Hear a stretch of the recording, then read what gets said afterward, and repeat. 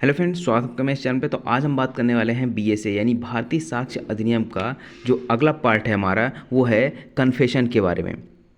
यानी कि इससे पहले हमने एडमिशन पढ़ा था, एडमिशन क्या होता है, एडमिशन कौन कर सकता है, और एडमिशन की रेलेवेंसी पढ़ी थी, यानी स्वीकृति पढ़ा था।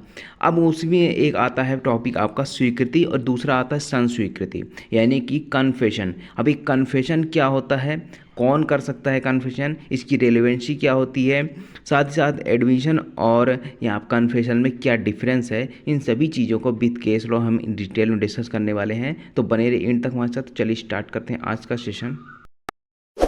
इस वीडियो को लाइक करें, हमारे चैनल को सब्सक्राइब कर बेल आइकन जरूर प्रेस करें हमारी न्यू वीडियो सबसे पहले देखने के लिए।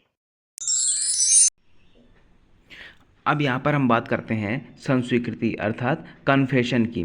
तो कन्फेशन आपको कहाँ पे बताया गया है, इसके प्रोविज़न कहाँ पे बताया गया, धारा 22 से लेकर धारा 24 तक में बताया गया है। लेकिन वहीं अगर हम बात करते हैं हमारा इंडियन एविडेंस एक्ट जो पहले का था, अब उसमें क्या था, जो 1872 वाले में उसमें प्रोविज़न कहाँ से कहाँ तक था आपका, धारा 24 से लेकर धारा 30 तक में कन्फेशन के प्रोविज़न बताए गए थे। अब उसी को मर्ज करते हुए सिर्फ तीन धारा 24 से लेकर 30 तक में जो बताए गए थे प्रोविजन, और उसको कहाँ पे कर दिया गया, धारा 22 से लेकर धारा 24 तक में कर दिया गया है। ठीक है, तो अब यहाँ पे देखते हैं कि कन्फेशन के बारे में अगर परिभाषा की बात की जाए तो परिभाषा इसकी कहीं पर भी नहीं बताई गई। वहीं अगर हम इंडियन एविडेंस एक्ट की बात करते हैं 1872 की, उसमें भी नहीं बताया गया था परिभाषा, ना ही यह आपका बीएसए यानी भारतीय साक्ष्य अधिनियम में किसी भी तरह की परिभाषा बताई गई है, एक्सप्लेन की गई हो। तो आपको पूरे यहाँ पे अधिनियम में कहीं भी संस्वीकृति की परिभाषा नहीं मिलने वाली है। अब वहीं अगर हम बात करते हैं सबसे पहले अगर इसकी परिभाषा की, तो प्रोफेसर स्टीफन थे। प्रोफेसर स्टीफन ने क्या किया था, इसकी परिभाषा दी थी। सर्वप्रथम इस स्टीफन के द्वारा संस्वीकृति को परिभाषित किया गया था। अब यहाँ पे अगर बात करें स्टीफन के अनुसार, जो संस्वीकृति होती है, संस्वीकृति कोई ऐसी स्वीकृति होती है, ऐसा एडमिशन होता है जो किसके द्वारा किया जाता है, अभियुक्त के द्वारा किया जाता है। और अभियुक्त के द्वारा उसमें क्या किया जाता है, जो अपराध के तथ्य हैं उसको स्वीकार किया जाना, यानी जिस तथ्य के माध्यम से, जिस फैक्ट से क्या हो रहा है, अपराध गठित हो रहा है, उन अपराधों के माध्यम से क्या किया जाता है, उस तथ्यों को क्या किया जाता है, स्वीकार किया जाता है। अब जैसे ये स्वीकार करता है अभियुक्त, वो क्या बन जाता है, आप उसका संस्वीकृति बन जाता है। यानी कि एडमिशन तो होता ही है, एडमिशन तो कर रहा है, लेकिन एडमिशन कब यहाँ पे संस्वीकृति बन जाती है, कन्फेशन बन जाती है, जब अभियुक्त क्या करता है, अपराध के तथ्यों को स्वीकार कर लेता है। आगे बात समझ में। तो वहीं अगर हम बात करें एडमिशन की, तो एडमिशन किसके द्वारा किया जाता है, एडमिशन किया जाता है पार्टीज के द्वारा, यानी कि वाद या कार्यवाही के पक्षकार हो गए, उनके एजेंट हो गए, ठीक है, उनके और भी जो भी पक्षकार बताए गए, जैसे आप देखते हो सेक्शन 18, 19 और 20 ये इंडियन एविडेंस एक्ट में बताया गया था। वहीं अगर भारतीय साक्ष्य अधिनियम की बात करें तो 16, ठीक है ना, 17 और 18 ये तीन सेक्शन थे जहाँ पे बताया गया है कौन से व्यक्ति एडमिशन कर सकते हैं इन भारतीय साक्ष्य अधिनियम का। ठीक है, तो उसी प्रकार से यहाँ पर अगर हम संस्वीकृति की बात करते हैं तो संस्वीकृति कौन कर सकता है, सिर्फ और सिर्फ अक्यूज्ड कर सकता है, और बाकी यहाँ पर कोई भी नहीं कर सकता है। आगे बात समझ में। तो यह है आपका स्टीफन के द्वारा दिया गया परिभाषा। वहीं अगर हम बात करें पहले केस की जिसके बारे में संस्वीकृति पर विचार किया गया, तो वो था आपका आर्य पाखला नारायण स्वामी बनाम किंग एम्परर, जो 1913 का मामला था, पैसे से रिलेटेड मामला था ये। ठीक है, अब यहाँ पे क्या होता है, जैसे एग्जाम्पल समझते हैं इसी केस का। ए क्या करता है, ए बी को कुछ पैसे उधार देता है, बार बार मांगने पर नहीं देता। एक दिन अचानक से बी का क्या आता है, एक पत्र आता है। पत्र के माध्यम से एक कहता है कि एक काम करो, उस पते में जो पत्र में दिया हुआ एड्रेस है, उस एड्रेस पे आ जाओ, आपको पूरा पैसा आपको मिल जाएगा। ठीक है, अब यहाँ पे ये जो है अपनी वाइफ को सब कुछ ये सब बता के जाता है, और उसके बाद क्या होता है, कुछ दिन बाद एक ट्रेन के डिब्बे में इसकी लाश मिलती है, नहीं एक ही बॉडी मिलती है। तो ए ने जो पहले कहा था कि अपने वाइफ को बताया था कि उसके द्वारा जो पैसे दिए गए थे बी को कई बार मांगने पर नहीं दिए गए, आज उसका एक पत्र आया हुआ है, ठीक है। उस पत्र के माध्यम से उसने बुलाया है एक पर्टिकुलर प्लेस पे जहाँ पे वो मुझे पेमेंट करने वाला है। अब यहाँ पे ये जो चीज़ें इसने की है मरने से पहले, ये क्या हो जाएगा, एक इसका कन्फेशन बन जाएगा। तो ये हो गया आपका आरवी पकला नारायण स्वामी बनाम किंग एम्पर 1913 का केस था। ये पहला केस था जिसमें संस्वीकृति पर विचार किया गया। अब इस केस में अभी निर्धारित क्या किया गया था कि संस्वीकृति अभियुक्त द्वारा की जानी चाहिए। पहली चीज़ तो इसमें बताया कि जो कन्फेशन होता है किसके द्वारा किया जाएगा, सिर्फ और सिर्फ अभियुक्त के द्वारा, यानी कि जो आरोपी होंगे उस अपराध के, आरोपियों के द्वारा क्या किया जाता है, संस्वीकृति की जाती है। साथ ही साथ ये स्पष्ट होनी चाहिए, किसी भी तरह का यहाँ पर भ्रामक तथ्य नहीं होना चाहिए इस संस्वीकृति में, इस पूरी तरह से स्पष्ट होना चाहिए। अब यहाँ पे एक टर्म आती है एक्सेल्फैक्टरी इनकल्पैक्टरी। इसका मतलब क्या होता है, इसका मतलब कहता है कि कुछ तथ्य ऐसे होते हैं, यानी कुछ फैक्ट ऐसे होते हैं जो स्वयं को फंसाने वाले होते हैं, ठीक है। और दूसरा कि कुछ ऐसे तथ्य होते हैं जो हमें बचाने वाले होते हैं, यानी कुछ फंसाने वाले और कुछ बचाने वाले, यानी एक्सेल्फैक्टरी इनकल्पैक्टरी। तो अब यहाँ पे अगर हम संस्वीकृति की बात करते हैं, संस्वीकृति क्या होती है, हमेशा फंसाने वाले कथन होते हैं, अपने आप को फंसाने वाले कथन होते हैं। अब यहाँ पे दूसरा केस आता है हमारा, ये तो हो गया आपका किंग एम्परर जब ब्रिटिशर्स राज करते थे उस टाइम के केस हैं। अब उसके बाद जो हमारा भारत है, ठीक है, भारत में क्या किया गया था, एक केस आया पलविंदर कौर बनाम पंजाब राज्य। अब पलविंदर कौर बनाम पंजाब राज्य में इस कॉन्सेप्ट को अपनाया गया, यानी संस्वीकृति के बारे में बताया गया, इसमें विचार किया गया, ठीक है। भारत में एडॉप्ट की बात किया जाए तो पलविंदर कौर बनाम पंजाब राज्य, ये 1952 का मामला था जिसमें विचार किया गया पहली बार भारत में। अब यहाँ पर पलविंदर कौर में क्या बताया गया था कि अगर कुछ ऐसे फैक्ट थी, पूरा आपने एक इतना बड़ा स्टेटमेंट दिया, ठीक है, पूरे एक लाइन के स्टेटमेंट दिया। अब इसमें से कुछ भाग क्या है, स्वीकार किया जाना योग्य है, यानी संस्वीकृति तो आप कर रहे हो, उस संस्वीकृति आपकी झलक रही है कि आपने जो स्टेटमेंट दिया है इससे आपको फंसाने वाले हैं। वहीं अगर आप बात करें आधे स्टेटमेंट की, तो आधा स्टेटमेंट ऐसा है जो जिसको छोड़ना पड़ेगा, ठीक है। तो यहाँ पे कहता है, यही भारत का जो अपनाया गया एक केस, ठीक है, इस केस में क्या कहा गया कि जो आपका कन्फेशन है, आधे भाग से अगर कन्फेशन हो रहा है तो ठीक है, उसको क्या किया जाएगा, एक्सेप्ट किया जाएगा, बाकी का जो भाग है उसको रद्द कर दिया जाएगा, ठीक है। तो ये है आपका पलविंदर कौर बनाम पंजाब राज्य। अब इसी के साथ यहाँ पे एक और केस आता है निशिकांत झा बनाम बिहार राज्य। अब इसमें क्या किया गया था, जो पलविंदर कौर में बताया गया था उससे कुछ यहाँ पे चेंजेस करने के बाद निशिकांत झा बनाम बिहार राज्य 1968 का मामला आया। अब ऊपर तो क्या कहा गया था पलविंदर कौर वाले में कि आपका जो स्टेटमेंट है, जो आप स्वीकृति कर रहे हैं, कन्फेशन कर रहे हैं, उसमें से कुछ भाग अगर स्वीकार किए जाने योग्य तो स्वीकार किया जाएगा, बाकी रद्द कर दिया जाएगा। लेकिन इस केस में क्या कहा गया था कि आप जो पूरा का पूरा स्टेटमेंट कर रहे हो, पूरा का पूरा जो कन्फेशन है वो कैसा होना चाहिए, वह आपको फंसाने वाले होने चाहिए, साथ ही साथ ये सत्य होने चाहिए और स्वेच्छा से होने चाहिए। तो तीन चीज़ें यहाँ पे बताता है, ठीक है। पहला कहता है कि जो आप स्टेटमेंट कर रहे हो, जो कन्फेशन कर रहे हो, वो पूरा का पूरा आपको फंसाने वाला हो, आपको अपराध का पूर्ण रूप से स्वीकार किया जाना हो आपके द्वारा। साथ ही साथ जो आप स्टेटमेंट दे रहे हो वो सही होना चाहिए और स्वेच्छा से होना चाहिए। तो कन्फेशन के लिए सबसे ज़्यादा ज़रूरी क्या है कि आपका जो स्टेटमेंट है वो स्वेच्छा हो, किसी के दबाव में नहीं होना चाहिए। अगर किसी के दबाव में कर रहे हो, धमकी में कर रहे हो, प्रेरण में कर रहे हो, तो ये क्या हो जाता है, ये इररिलेवेंट होता है, यहाँ पे सुसंगत नहीं होता है ऐसा कन्फेशन। तो आपको स्वेच्छा से ये सब करनी चाहिए। उसके बाद आता है नेक्स्ट केस आता है संकरिया बनाम राजस्थान राज्य 1978 का मामला था।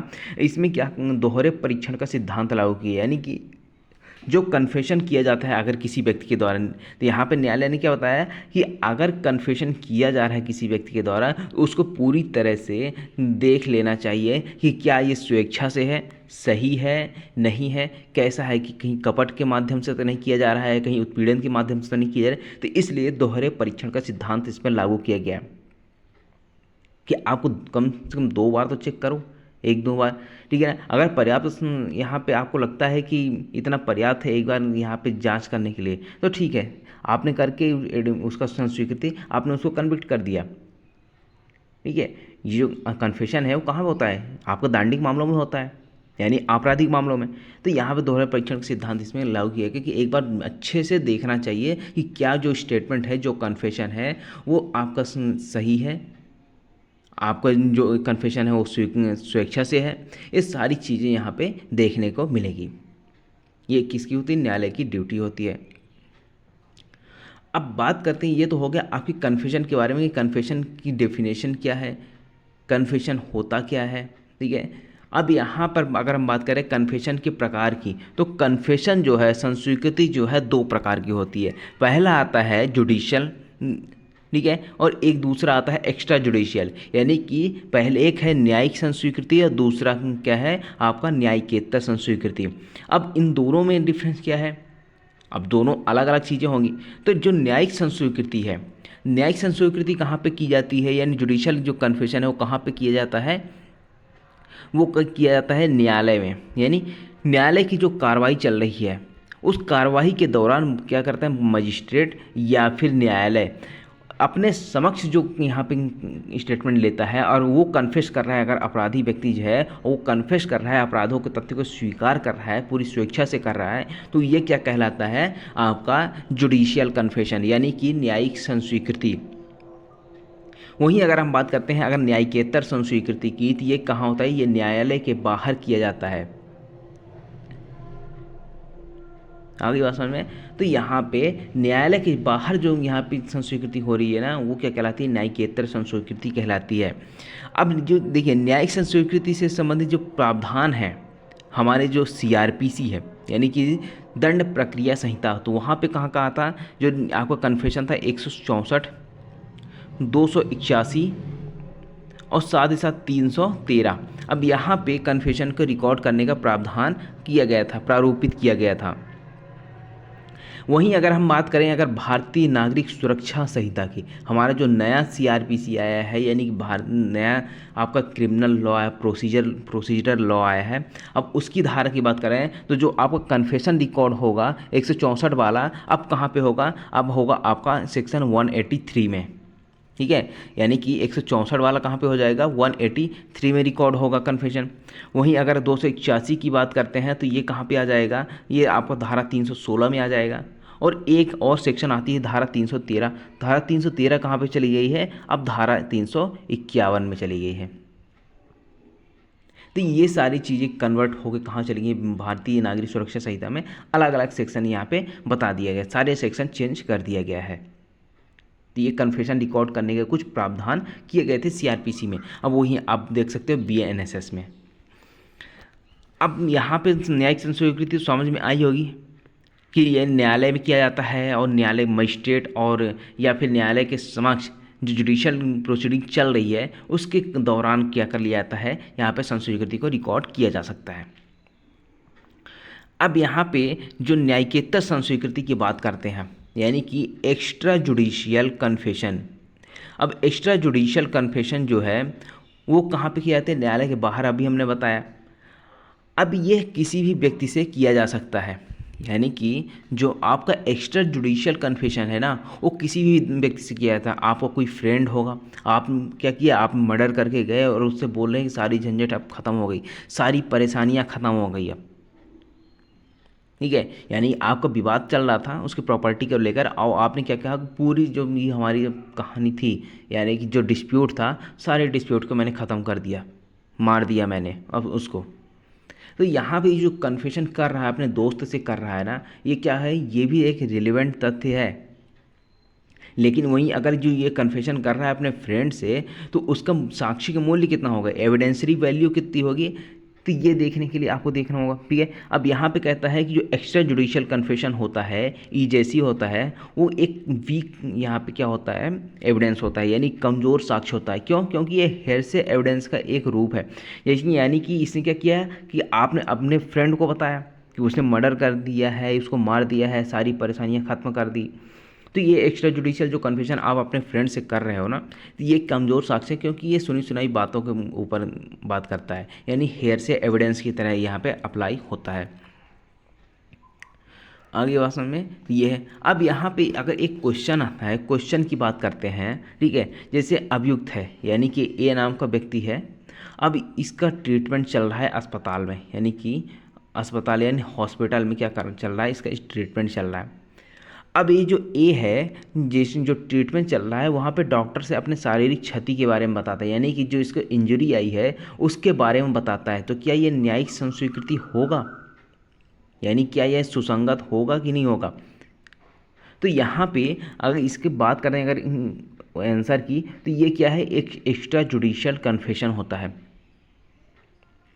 लेकिन अगर यही जो चीज़ है, यानी जो ए है जो डॉक्टर से कर रहा है, वही चीज़ अगर न्यायालय में करे, मजिस्ट्रेट के समक्ष करता है, तो ये क्या हो जाएगा, जुडिशियल कन्फेशन, यानी कि न्यायिक स्वीकृति हो जाएगी। ये हो गया। अब बात करते हैं अगर यहाँ पे न्यायिकेतर संस्वीकृति पर विचार करते समय न्यायालय का क्या दायित्व है। तो सबसे पहली चीज़ की, जब भी कन्फेशन किया जाता है तो न्यायालय क्या देखता है कि क्या जो ये कन्फेशन किया जा रहा है वो स्वैच्छिक है, यानी कि वॉलंटरली है, किसी प्रकार का दबाव तो नहीं है, कोई कपट तो नहीं है। तो ये सारी चीज़ें देखिए। साथ ही साथ ये भी देखना होगा कि जो कन्फेशन किया जा रहा है वो सही है या गलत है। गलत है तब तो यहाँ पे कोई मतलब नहीं है, अगर सही होगा तब भी यहाँ पे क्या होगा, इसकी रेलेवेंसी मानी जाएगी, सुसंगत होगा। तो यहाँ पे स्वैच्छिक और सत्य होना चाहिए, ये भी विचार करते समय देखा जाएगा न्यायालय के द्वारा। कपट तो नहीं है, विश्वास पे किया गया है कि नहीं, ये सारी चीज़ें देखी जाएगी। ऐसी संस्वीकृति तार्किक रूप से जुड़े हुए सुसंगत तथ्य से हो, यानी कि तार्किक रूप से जो सुसंगत तथ्य है उससे जुड़ा हुआ होना चाहिए। यानी कि कन्फेशन आप तो कर तो रहे, लेकिन ऐसा कुछ भी स्टेटमेंट नहीं देना है कि जो उससे रिलेवेंट ही ना हो। सिर्फ रिलेवेंट फैक्ट के बारे में ही आपको कन्फेशन करना है। साथ ही साथ आपको ये भी देखना होगा कि जो एक्स्ट्रा जुडिशियल कन्फेशन होता है वो क्या है, एक वीक एविडेंस है, यानी कमज़ोर साक्ष्य है। इसके लिए क्या चाहिए, एक संपोषक साक्ष्य की आवश्यकता होती है, यानी कि एक सपोर्टिंग में एविडेंस होना आवश्यक है एक्स्ट्रा जुडिशियल कन्फेशन के लिए। बिना इसके सपोर्टिंग के, बिना संपोषक साक्ष्य, किसी अन्य साक्ष्य के इसमें कन्विक्ट नहीं किया जा सकता एक्स्ट्रा जुडिशियल कन्फेशन में। वहीं अगर हम यहाँ बात करेंगे जुडिशियल कन्फेशन की, तो जुडिशियल कन्फेशन में क्या किया जा सकता है, वहाँ पे संपोषक साक्ष्य की कोई आवश्यकता नहीं होती है। अब बात करते हैं कन्फेशन की विशेषताएं। अभी हमने ये पूरा डिटेल में देख रहे हैं। अब इसके बाद हम क्या करेंगे, सेक्शन वाइज भी कवर करेंगे, सेक्शन 22, 23, 24 जो आपका बीएसए में संस्वीकृति के बारे में डिस्कस करता है, उसको भी यहाँ पे डिस्कस करेंगे। अभी तो बेसिक डिस्कस कर रहे हैं कि संस्वीकृति की आप विशेषताओं की बात करते हैं। तो जो संस्वीकृति की विशेषताओं में सबसे पहला पॉइंट आता है वो क्या होता है कि ये स्वतंत्र होती है, ठीक है, यानी कि जो कन्फेशन हो रहा है वो स्वतंत्र होनी चाहिए, कोई भी इसमें दबाव नहीं होना चाहिए। निष्पक्ष और स्पष्ट होनी चाहिए, यानी किसी भी तरह का पक्षपात नहीं होना चाहिए, फेयर यहाँ पे कन्फेशन होना चाहिए। साथ ही साथ स्पष्ट होना चाहिए, किसी भी तरह का भ्रामक तथ्य नहीं चाहिए, भ्रामक स्टेटमेंट नहीं होना चाहिए कि कोई इसमें डाउट हो, कोई यहाँ पे अनिश्चितता हो। तीसरा आता है अभियुक्त द्वारा, यानी कि जो कन्फेशन किया जा रहा है वो किसके द्वारा किया जाता है, सिर्फ एक्यूज्ड के द्वारा किया जाता है, क्योंकि वो जो अपराध करता है, जो आरोप उस पर लगाए गए हैं जिस अपराध का, उस अपराध के तथ्य को, जिस तथ्य से घटित हो रहे हैं अपराध, उन सभी को क्या किया जाता है, स्वीकार किया जाता है, किसके द्वारा, एक्यूज्ड के द्वारा। फोर्थ पॉइंट आता है कि जो कन्फेशन यहाँ पे किया जा रहा है, यानी कि जो अभियुक्त व्यक्ति है, एक्यूज्ड है, उसके द्वारा जो कन्फेशन किया जा रहा है वो अपराध के तथ्यों को पूर्णतः स्वीकार किया जाने वाला होना चाहिए। ऐसा नहीं कि आधी अधूरी बात स्वीकार कर रहा है तो ये कन्फेशन नहीं माना जाएगा। ये उसका एडमिशन हो सकता है बट कन्फेशन नहीं हो सकता है। कन्फेशन में उसको क्या करना होगा, पूर्णतः स्वीकार किया जाना आवश्यक है। आगे समझ में, तो ये है आपका कुछ रेलेवेंसी के बारे में प्रावधान। अब बात करते हैं धारा 22 आपका भारतीय साक्ष्य अधिनियम। जो धारा 22 भारतीय साक्ष्य अधिनियम है, अब उससे सबसे पहले चीज़ तो ये देखिए कि धारा 24, धारा 28 और धारा 29, ये 3 सेक्शन जो थे आपका इंडियन एविडेंस एक्ट 1872 में, ठीक है, अब उसको कहाँ पे लाके रख दिया गया है, धारा 22 में, यानी एक ही धारा में 3 धाराओं को क्या कर दिया, मर्ज कर दिया गया है। तो अच्छी बात है, यहाँ पे आपको अलग अलग सेक्शन यहाँ पे नहीं देखने को मिलेगा। अब यहाँ पे क्या है, एक ही सेक्शन में आपको तीनों चीज़ें, रेलेवेंट चीज़ें आपको मिल जाएंगी। तो अब सबसे पहली चीज़ तो देखिए कि ये जो पहला पॉइंट है, ये जो पहला पॉइंट है वो कहाँ पे था, धारा 24 आपका भारतीय साक्ष्य अधिनियम 1872 वाला जो था, ठीक है, जो धारा 24 था, ये पहले क्लॉज में इसको ला के रख दिया गया है। पहला क्लॉज क्या कहता है कि अभियुक्त द्वारा की गई संस्वीकृति दांडिक कार्यवाही में विसंगत होती है। अब यहाँ पे क्या है, जो संस्वीकृति है किस पे होता है, दांडिक कार्रवाई में होती है, यानी कि आपराधिक मामलों में होती है। तो आपराधिक मामलों में कब ये इररिलेवेंट मानी जाएगी, कब ये विसंगत मानी जाएगी, तो यहाँ पे कहता है कि यदि पहला चीज़ कि अभियुक्त के विरुद्ध आरोप के बारे में वो ऐसी उत्प्रेरणा, धमकी, प्रपीड़न या वचन द्वारा कराई गई है जो प्राधिकार व्यक्ति की ओर से दिया गया है। यानी कि अगर आप जो कन्फेशन करवा रहे हो किसी व्यक्ति से, वो कन्फेशन उत्प्रेरणा के माध्यम से है, धमकी के माध्यम से है, ठीक है। अगर उत्प्रेरणा दी जा रही है, धमकी दी जा रही है, या प्रपीड़न किया जा रहा है, प्रपीड़न कहाँ पे है, इंडियन कॉन्ट्रैक्ट एक्ट में आपको प्रपीड़न देखने को मिल जाएगा, सेक्शन 15। सेक्शन 15 क्या डिस्कस करता है, प्रपीड़न के बारे में डिस्कस करता है ना, प्रपीड़न, कोअर्जन जिसको बोला जाता है, ये क्या होता है, ये आपको वहाँ पे देखने को मिलेगा। साथ ही साथ अगर कोई वचन द्वारा दिया गया है, वचन दिया गया है कि अगर तुमने ऐसा कन्फेशन किया तो हम तुम्हें बचा लेंगे, तुम्हें कुछ भी नहीं होगा, तुम्हें कोई हाथ तक नहीं लगा पाएगा, तुम्हें सजा देने की दूर की बात है। अगर ऐसे वचन के माध्यम से इससे संस्वीकृति उगलवाई गई, संस्वीकृति करवाई जा रही है, तो ये क्या हो जाता है, इररिलेवेंट माना जाता है, ये सुसंगत नहीं होती है। आगे बात समझ में। अब यहाँ पे जो ये प्राधिकार बयान व्यक्ति के द्वारा क्या किया जा रहा है, कन्फेशन करवाया जा रहा है, तो यहाँ पे उसके माध्यम से जो कन्फेशन करवाया जाए उसके आधार पे अभियुक्त को क्या लगता है, कि अभियुक्त को लगता है कि उसे युक्तियुक्त प्रतीत होने वाला आधार देती है, यानी कि उसके रीजनेबल ग्राउंड्स देती है कि उससे करने से वह अपने विरुद्ध कार्रवाई के बारे में ऐहिक रूप से कोई फ़ायदा उठाएगा या ऐहिक रूप से किसी बुराई का परिवर्जन कर लेगा। यानी कि उसको वचन दिया गया, प्रेरणा दिया गया कि अगर तुमने ऐसा कन्फेशन किया अपने विरुद्ध, तो जो आप अपने विरुद्ध कन्फेशन कर रहे हो उसमें क्या होगा, कोई फायदा होगा, ऐहिक रूप से, यानी सांसारिक कोई लाभ हो जाएगा आपको, या फिर किसी बुराई का परिवर्जन कर लेगा, यानी कि आपके अंदर जो बुराइयां हैं वो खत्म हो जाएगी, आपको पूरी तरह से यहाँ पे जो सुधर जाओगे, ठीक है। ये सारी चीज़ वचन दिया जाता है, प्रपीड़न किया जाता है, तो ये चीज़ क्या कहलाती है, या अगर इसके माध्यम से क्या किया गया है, सुसंगत नहीं है, यानी कि विसंगत है, अगर ऐसा कन्फेशन किया गया है। अब यहाँ पे प्राधिकारवान व्यक्ति कौन होता है, तो प्राधिकारवान व्यक्ति की बात करते हैं, तो सबसे पहली चीज़ ये देखिए,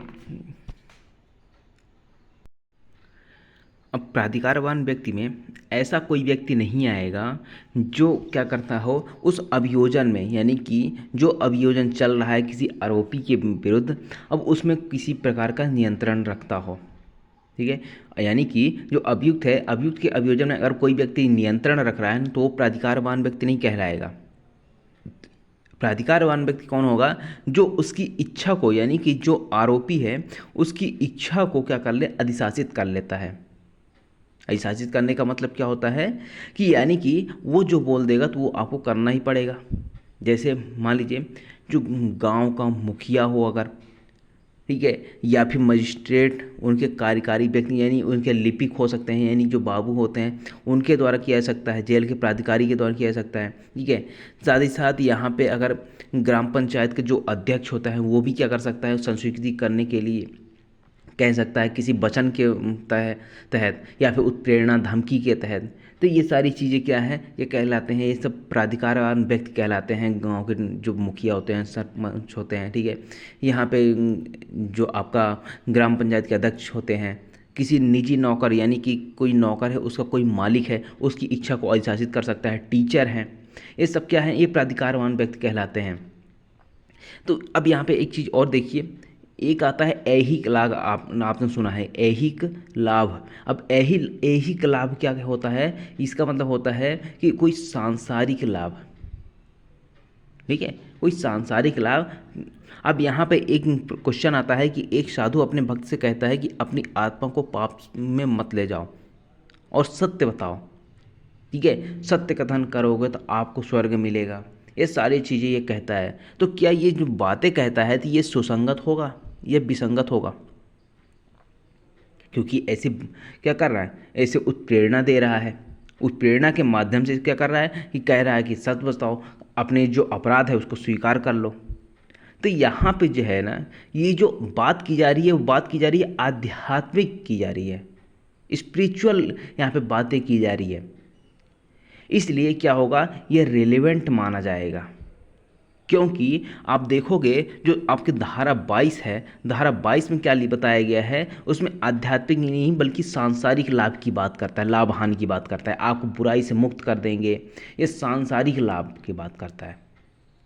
यहीं पे अगर आध्यात्मिक लाभ की बात करते हैं तो आध्यात्मिक यहाँ पे कोई लाभ यहाँ पे रेलेवेंट हो जाएगा। अगर आध्यात्मिक बात के माध्यम से क्या किया गया है, कन्फेशन करवाया गया है, तो रेलेवेंट हो जाएगा। लेकिन यही चीज़ अगर हम बात करें ऐहिक सांसारिक लाभ अगर उसको मिल रहा है, कोई प्रॉफिट मिल रहा है, कोई हानि हो रही है उसको, तो यहाँ पे क्या होगा, वो इररिलेवेंट हो जाएगा। अब यहाँ पे एक चीज़ दूसरा पॉइंट क्या आता है, दूसरा पॉइंट कहता है कि यदि संस्वीकृति से उत्प्रेरणा धमकी प्रपीड़न वचन पूर्णतः दूर हो जाती है। अभी ऊपर आपने पढ़ा, ठीक है, जो धारा 22 में पहला, तो उसमें क्या कहता है कि अगर उत्प्रेरणा धमकी प्रपीड़न वचन के माध्यम से संस्वीकृति करवाई गई है, वो क्या हो जाती है, इररिलेवेंट हो जाएगी। ठीक है, वही चीज़ अगर हम बात करते हैं, दूसरा पॉइंट कहता है कि अगर यही उत्प्रेरणा धमकी प्रपीड़न वचन उसमें से हटा दिया जाए, यानी उसके कन्फेशन में से हटा दिया जाए, अगर हट जाती है तो यहाँ पे क्या हो जाएगा, यह रिलेवेंट हो जाएगी, यानी सुसंगत हो जाएगा।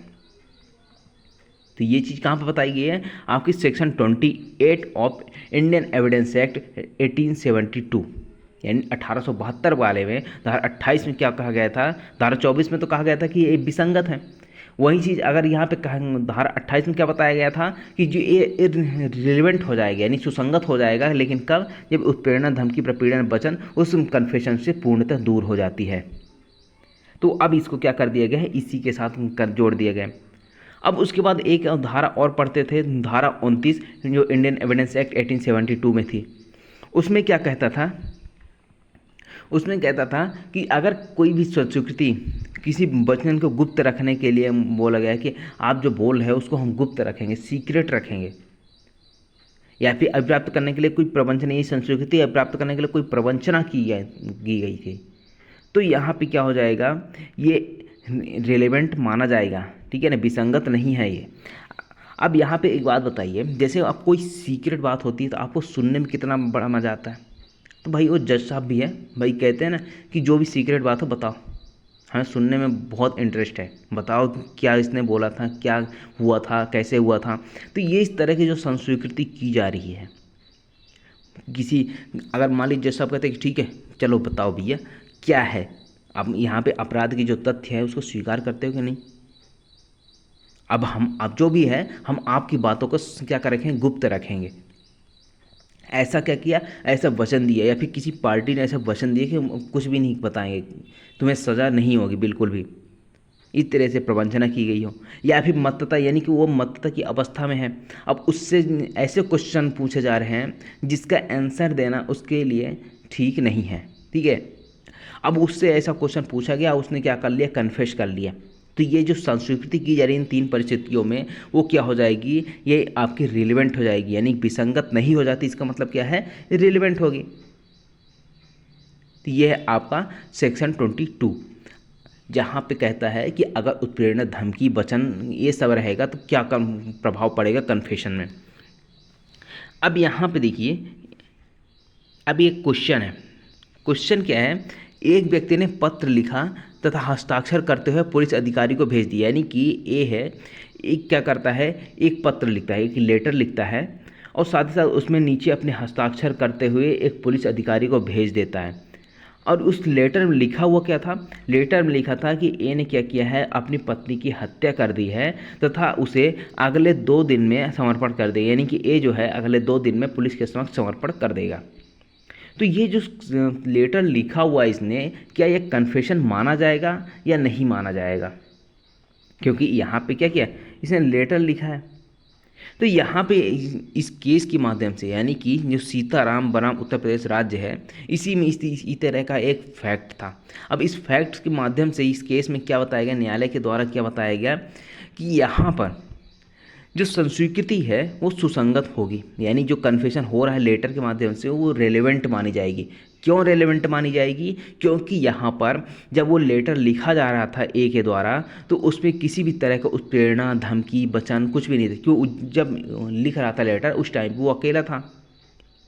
साथ ही साथ यहाँ पे दूसरी चीज़ कहता है कि यहाँ पे स्वीकृति जो है सुसंगत इसलिए भी होगी क्योंकि जो यहाँ पे लेटर लिखा गया है वो किसी पुलिस के समक्ष नहीं लिखा गया है, ना ही पुलिस की अभिरक्षा में होते हुए किया गया है। इसलिए यह कथन स्वेच्छा किया गया है, यानी वॉलंटरली किया गया है और सारे आरोपों को स्वीकार कर रहा है। इसलिए इसका कन्फेशन क्या हो जाएगा? रेलेवेंट माना जाएगा।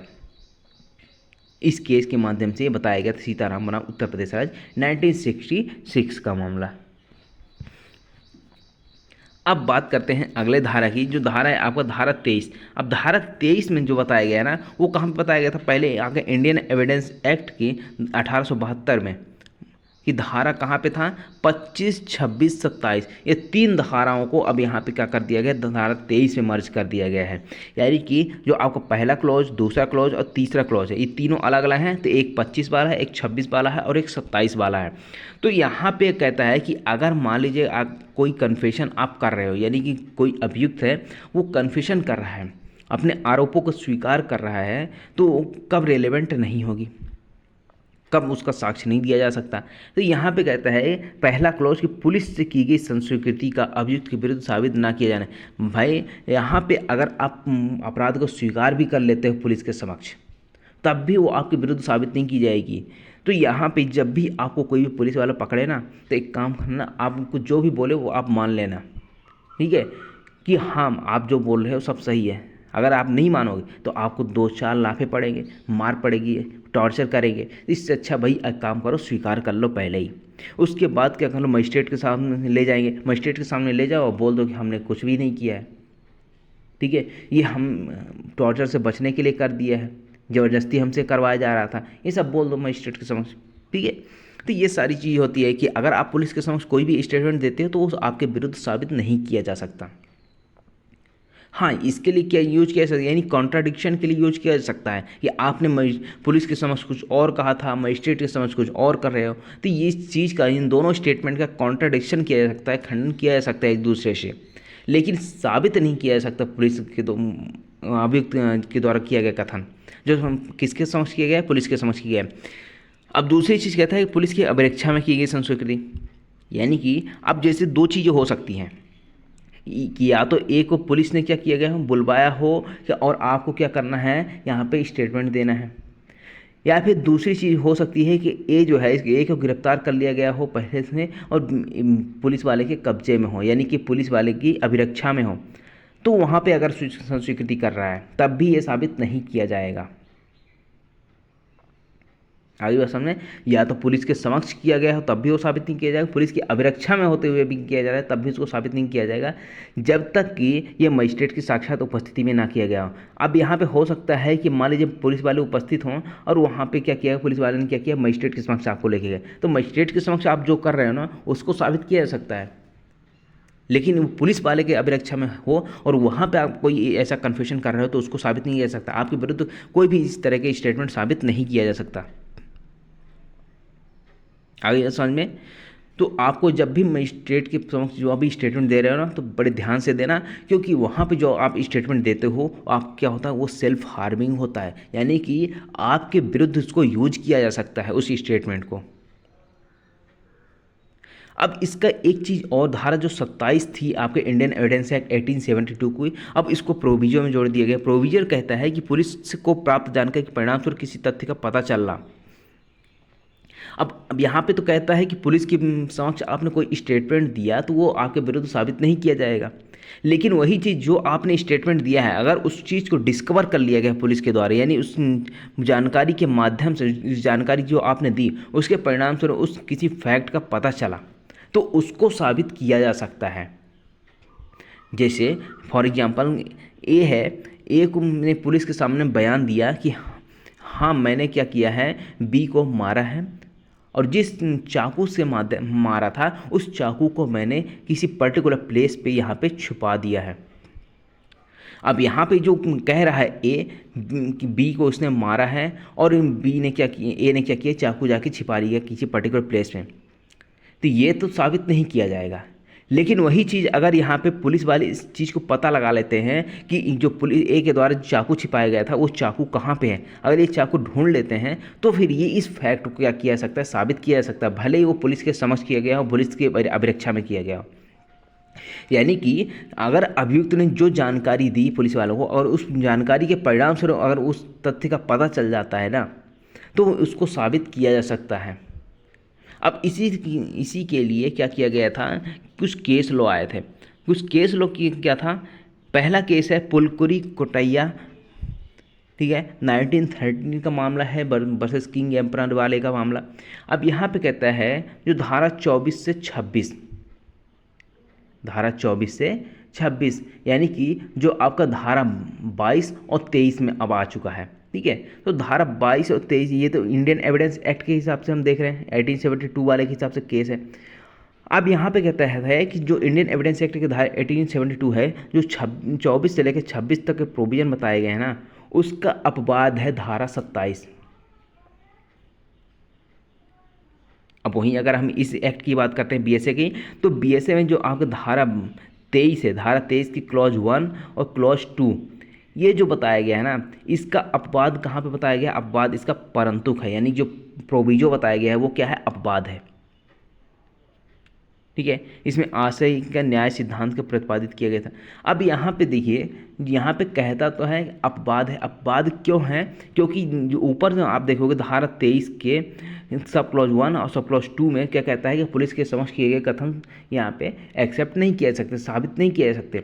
लेकिन वही चीज़ अगर प्रोविजो की बात करते हैं या फिर धारा 27 1872 वाले अधिनियम की बात करते हैं, तो यहाँ पे क्या कहता है कि पुलिस के समक्ष जो अगर आपने कोई जानकारी दी है, कोई स्टेटमेंट दिया है और उसकी जानकारी के परिणाम स्वरूप कोई चीज़ पता चल जाती है, तो उसको क्या किया जा सकता है, साबित किया जा सकता है। तो इस चीज़ को यहाँ पे क्या किया गया था, चैलेंज किया गया था।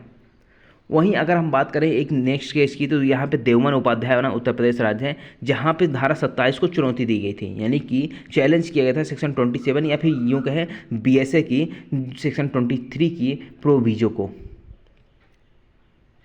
चुनौती क्या दिया गया था, ये कहता था कि धारा 14 यानी आर्टिकल 14 जो आप कॉन्स्टिट्यूशन का ये वायलेशन करता है। क्यों करता है, क्योंकि एक तरफ तो आप बोलते हो कि पुलिस के समक्ष किए गए कथन यहाँ पे एक्सेप्ट नहीं किए सकते, उसके विरुद्ध साबित नहीं किए जाएंगे, वहीं अगर दूसरी ओर कहते हो कि धारा 27 में ये रेलिवेंट हो जाएंगे। तो ये दोनों चीज़ अलग अलग नहीं हो जाती, यानी कि यहाँ पे उल्लंघन तो हो रहा है इक्वालिटी का। तो इसको क्या किया गया है, यहाँ पे न्यायालय ने इसको संवैधानिक ठहराया, जो सेक्शन 27 है उसको संवैधानिक ठहरा दिया, ठीक है। यानी इसका जो सेक्शन 23 का प्रोविजो यानी परंतुक था, उसको क्या किया गया, संवैधानिक ठहराया गया। इसमें कहा गया कि किसी भी तरह का उल्लंघन नहीं है। आइए समझ में, ये हो गया। अब बात करते हैं धारा 24, जो आपका सेक्शन 30 था इंडियन एविडेंस एक्ट 1872 का, अब कहाँ पे आ गया है, धारा 24 में आ गया है। धारा 24 या फिर यूँ कहें सेक्शन 30 पहले वाले का, ये क्या बात करते थे, सह अभियुक्त की बात करते थे। सह अभियुक्त कौन होता है, कैसे होता है, अब इसके पहले प्रोविजन देख लेते हैं कि धारा 24 में क्या होता है। धारा 24 में 3 पॉइंट की बात करते हैं। पहला कहता है कि एक से अधिक व्यक्ति एक ही अपराध के लिए संयुक्त रूप से विचारित है, यानी कि ये ऐसा अपराध हुआ है जहाँ पे या तो 2 लोग होंगे या फिर 2 से अधिक लोग होंगे, उन सभी का एक साथ ट्रायल चल रहा है, संयुक्त रूप से विचारित है। दूसरी चीज़ कहता है कि ऐसे व्यक्तियों में से किसी एक के द्वारा अपने को और अन्य को प्रभावित करने वाली संस्वीकृति को साबित किया जाता है। यानी कि अब मान लीजिए ए है और बी है, इन दोनों ने मिलकर अपराध किया है, बी फरार है या फिर बी कहे पकड़ा भी गया है तो यहाँ पे स्वीकार नहीं कर रहा है। ए को क्या हो, ये ए ने क्या किया, ए डर गया और यहाँ पे स्वीकार कर लेता है कि हाँ मैंने और बी ने क्या किया था, जाके किसी पर्टिकुलर प्लेस पे किसी घर में चोरी की थी। ए ने क्या किया, अपना तो उस कन्फेशन कर ही रहा है, साथ ही साथ दूसरे ने जो किया है उसको भी कन्फेस कर रहा है। तो इसका जो ए का जो स्टेटमेंट है वो दूसरे को भी प्रभावित करती है। तो ये जो है, जो प्रभावित कर रही है, प्रभावित करने वाली दूसरी स्टेटमेंट है, इस एक ही स्टेटमेंट है, इसको क्या किया सकता है, जो विचारण चल रहा है उससे विचार में लिया जा सकता है। तब न्यायालय ऐसी संस्वीकृति को अन्य के विरुद्ध विचार में ले सकेगा। यानी कि ए की जो कन्फेशन है, ए की संस्वीकृति है, यह बी के विरुद्ध क्या किया सकता है, विचार में लिया जा सकता है। हाँ, ये अलग बात है क्योंकि ए जो है बी की उपस्थिति में तो ऐसा कोई स्टेटमेंट दे नहीं रहा होगा, ठीक है। साथ ही साथ जो ए स्टेटमेंट दे रहे तो उसको संपोषक साक्ष्य की जरूरत पड़ेगी, क्योंकि अभियुक्त तो ए भी है, बी भी है, तो दोनों की यहाँ पे क्या है, थोड़ा सा विश्वास कम होता है, इसलिए यहाँ पे एक सपोर्टिंग एविडेंस की आवश्यकता होती है। अब बात करें अगर सह अभियुक्त सह यहाँ पे कौन होता है, तो यहाँ पे दो या अधिक व्यक्ति किसी अपराध को मिलकर किया जाना जहाँ वे एक दूसरे के सहयुक्त होंगे। यानी कि कोई ऐसा अपराध किया जाना जिसमें दो या दो से अधिक व्यक्ति सब मिलकर क्या कर रहे हैं, किसी अपराध को गठित कर रहे हैं। तो अब यहाँ पे क्या हो जाएगा, ये क्या कहलाता है, ये सह अभियुक्त एक दूसरे के सह अभियुक्त कहलाते हैं। अब यहाँ पे एक केस था भावुनी शाह बनाम किंग एम्परर 1949 का मामला था। अब जो को एक्यूज्ड होते हैं, ठीक है, को एक्यूज्ड होते हैं या यूँ कहें सह अभियुक्त होते हैं, उनमें से किसी के द्वारा अगर कोई कन्फेशन किया जा रहा है, कोई स्टेटमेंट दिया जा रहा है, तो उसको साक्ष्य के रूप में अन्य के विरुद्ध, यानी कि जैसे ए ने क्या किया था, ए ने कन्फेशन किया था और साथ साथ बी को भी प्रभावित करने वाला ऐसा स्टेटमेंट दिया, तो बी के विरुद्ध जो है उस स्टेटमेंट को किस मात्रा तक साबित किया जा सकता है, उसके बारे में महत्वपूर्ण सिद्धांत बताए गए थे। किंग भावुनी शाह बनाम किंग एम्परर 1949 में ये काफ़ी इंपॉर्टेंट मामला है, जहाँ पे इस बाद में निर्णित किया गया था इस सह अभियुक्त की संस्वीकृति एक कमज़ोर किस्म का साक्ष्य होता है। यानी कि जो को एक्यूज्ड है उसका जो संस्वीकृति है, यानी उसका जो कन्फेशन है, स्टेटमेंट है, वो क्या है, एक कमज़ोर यानी कि वीक एविडेंस है। क्यों ये वीक एविडेंस है, ये कहना है कि शपथ पत्र पर नहीं शपथ पर नहीं होता, जैसे कोई एविडेंस होता है वो शपथ पर होता है, लेकिन यहाँ पे जो कन्फेशन हो रहा है, जैसे आप 164 CRPC देखोगे या फिर भारतीय नागरिक सुरक्षा संहिता की धारा 183 देखोगे, तो वहाँ पे इस कन्फेशन के बारे में पूरा प्रोविजन बताया गया है। तो यहाँ पे क्या है, ये अभियुक्त की अन्य के अभियुक्त की उपस्थिति में नहीं करता है, साथ ही साथ इसमें संपोषक साक्ष्य की आवश्यकता होती है। ये तीनों चीज़ें आपको ध्यान में रखनी होगी। को एक्यूज्ड के इसके एविडेंसरी वैल्यू की बात करता है, ठीक है। तो एविडेंसरी वैल्यू क्या है, ये एक कमज़ोर किस्म का साक्ष्य होता है। क्यों, क्योंकि ये ओथ पर नहीं होता है, जो एविडेंस होता है, यानी जो कन्फेशन हो रहा है। दूसरा कि यहाँ पे संस्वीकृति का यह क्रॉस नहीं होता, यानी जो कन्फेशन हो रहा है उसका क्रॉस नहीं किया जाता है। तीसरी चीज़ कि यहाँ पे संस्वीकृति द्वारा अन्य अभियुक्त की उपस्थिति में नहीं करता है। और चौथा यहाँ पे क्या है, इसके साथ संपोषक साक्ष्य की आवश्यकता होती है, इसलिए ये कमज़ोर साक्ष्य कहलाता है। आई होप आपको ये पूरा समझ में आ गया होगा। अब हम यहाँ पे बात करेंगे, हमारा जो लास्ट टॉपिक बचता है इसमें कन्फेशन में, वो है आपका एडमिशन एंड कन्फेशन में डिफरेंस की बात करता है। तो एडमिशन और कन्फेशन में डिफरेंस की बात की जाए, यहाँ पे सबसे पहला प्रोविजन आता है स्वीकृति, यानी एडमिशन के प्रावधान कहाँ पे किए गए हैं, धारा 15 से धारा 21 तक में किए गए हैं। जो पहले आपका इंडियन एविडेंस एक्ट की जो आपकी 1872 थी, 1872 के कानून था, उसमें कहाँ बताया गया था, आपका सेक्शन 17 से स्टार्ट होता था आपका एडमिशन, जो अब यहाँ पे कहाँ पे बताया गया है, धारा 15 से स्टार्ट होता है, सेक्शन 21 में ये खत्म हो जाता है। उसके बाद एक और आता है सेक्शन 31 जो आपकी थी, ठीक है। अब कहाँ पे आ गई, सेक्शन 25 जो कहता था जो एडमिशन होता है वो क्या किया सकता है, उसका कंक्लूसिव प्रूफ तो नहीं होता है, यानी निश्चायक प्रूफ तो नहीं होता है, लेकिन उसका क्या किया जा सकता है, विबंध किया जा सकता है, यानी स्टोपेल का सिद्धांत उस पर अप्लाई किया जा सकता है। वहीं अगर हम कन्फेशन की बात करते हैं, संस्वीकृति की बात करते हैं, तो इसके प्रावधान कहाँ पे, धारा 22 से लेकर धारा 24 तक में बताया गया है। जो पहले कहाँ पे था, आपका धारा 24 से स्टार्ट होता था, धारा 30 तक में यहाँ पे खत्म होता था कन्फेशन के प्रोविजन। अब इसको 2-3 धाराओं में कर दिया गया, धारा 22, 23 और 24 में। उसके बाद अगर यहाँ स्वीकृति यानी कि एडमिशन की बात की जाए तो स्वीकृति को कहाँ परिभाषित किया गया, सेक्शन 15 में परिभाषित किया गया है। वहीं अगर हम संस्वीकृति की बात करते हैं तो ये पूरे अधिनियम में, यानी कि भारतीय साक्ष्य अधिनियम BSA है या फिर इंडियन एविडेंस एक्ट 1872 है, इसमें कहीं भी परिभाषित नहीं किया गया है। नेक्स्ट यहाँ पे हम बात करें अगर यहाँ पे एडमिशन की, तो स्वीकृति बाद के पक्षकारों उससे संबंधित व्यक्तियों द्वारा किए जाते हैं, जो सेक्शन 16, 17 और 18 में बताए गए हैं। यानी कि वहाँ पे पर्टिकुलर कुछ व्यक्ति बता दिए गए हैं, कहाँ पे, सेक्शन 16, 17 और 18 ऑफ BSA में। यहाँ पे क्या बताया गया है कि बाद के पक्षकार क्या कर सकते हैं, एडमिशन कर सकते हैं। बाद में जो भी पक्षकारों के एजेंट हैं वो कर सकते हैं, जो रिप्रेजेंटेटिव सूट ला रहे हैं उन जो रिप्रेजेंटेटर हैं उनके द्वारा क्या किया सकता है, यहाँ पे स्वीकृति की जा सकती है, यानी कि स्वीकृति किसी भी व्यक्ति के द्वारा की जा सकती है।